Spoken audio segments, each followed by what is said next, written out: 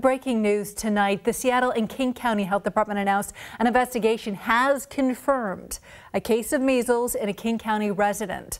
Experts say that measles is so contagious that if one person has it, 9 out of 10 people around that person will also become infected if they haven't received the vaccine. And now with the local case, there is obvious concern that others might have been exposed. King Fest Natalie Swaby explains what the health department wants you to know.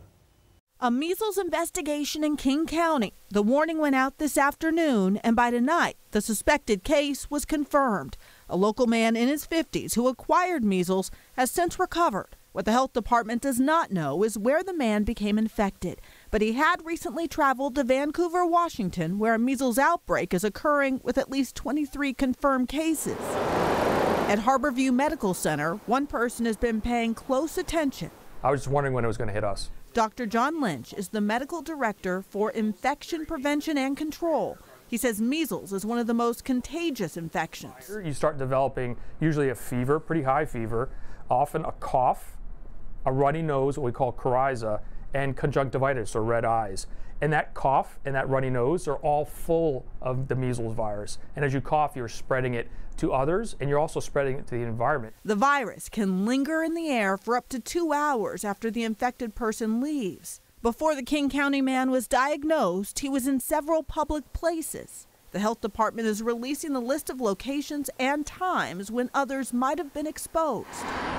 Up first, the construction site at 2400 Perimeter Road in Auburn on January 9th and 10th from 7 a.m. until 6 p.m.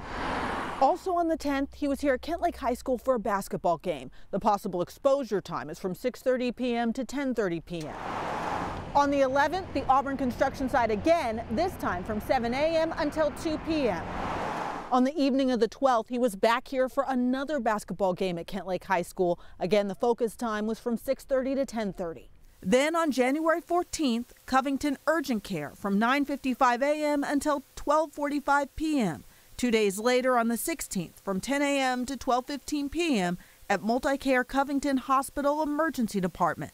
Yeah, well, starting today, we sent out a message that we have a case in our area. A case of what Dr. Lynch calls a preventable problem because a vaccine is available. It is a safe vaccine. It is highly effective. Now, with a confirmed case of measles in King County, he's concerned. What I really worry about is the unvaccinated population in our area. In Seattle, Natalie Swaby, King 5 News. The vaccination provides more than 95% protection against measles, but if you are not vaccinated and are concerned that you were exposed in King County, you have or will likely start to notice symptoms like fever and unexplained rash sometime between January 16th and February 6th. And if that happens, you are advised to call your healthcare provider immediately.